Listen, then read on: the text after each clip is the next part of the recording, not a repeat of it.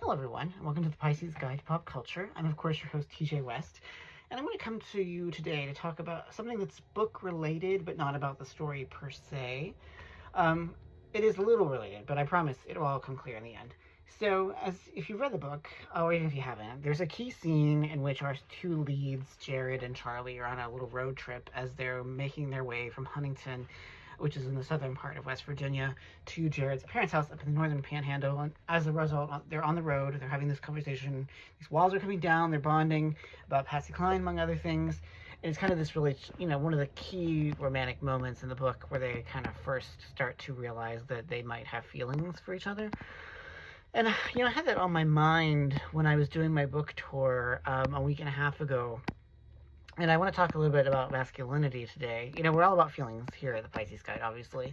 And we all know that men, straight men particularly, but not exclusively, have some trouble when it comes to talking about their feelings. And so, to give a little context to all of this, when I was driving to Parkersburg, which is a small city on the banks of the Ohio, where I was doing an event, my oldest cousin, came with me. And, at first I was kind of like, well, what are we going to have to talk about? We don't really have any of the same interests. We don't really talk about the same things. But what surprised me during that trip, and it reminded me of Country Road Romance, is that my cousin, maybe it was the road trip element of it. Maybe it was this sort of like, the liminal space that you're in when you're on a road trip.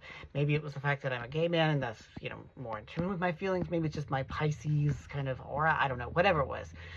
My cousin was sort of forthcoming about a lot of feelings and emotions and things that he's been thinking about and struggling with. I'm not going to go into the details because it's his life and I don't want to I don't want to intrude on his privacy or violate the confidence that he invited me in.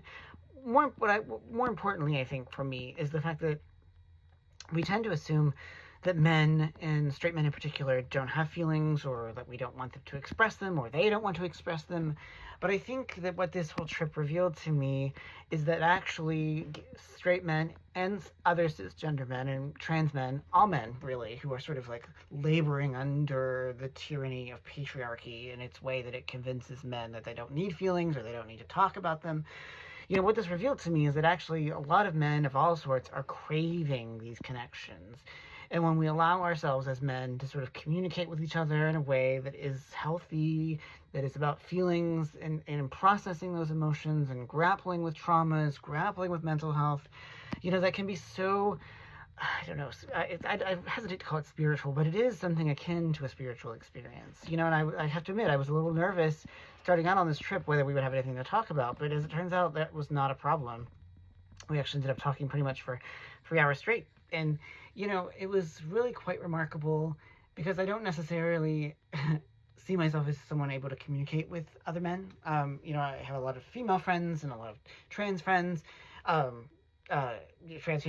trans female friends, but I don't have a lot of male friends. And I often kind of struggle, and I certainly don't have a lot of straight male friends with whom I share a lot of confidences. So this was really quite extraordinary to have this experience. And it just, I think it brought home to me that we sell men short. I'm not saying that every conversation has to be about men. I'm not saying that we need to recenter men in life. What I am saying is that men are desperate for connection. And I think that's something we're kind of grappling with in the aftermath of the 2024 election. And I think that we can open up new avenues of exploration and ways of helping men process their feelings, giving them a space where they feel safe to express them. I guess I didn't see myself as being that kind of person, but it meant a lot to me that my cousin felt so comfortable. And my cousin is, a pretty typical Appalachian man, probably a little more sensitive than most, but then again, that's an assumption I'm making, and I think that many men are much more sensitive than they would like to admit, because we still live in a deeply patriarchal and, pathological culture that really just doesn't like to admit that men have feelings or that they should do anything useful with them.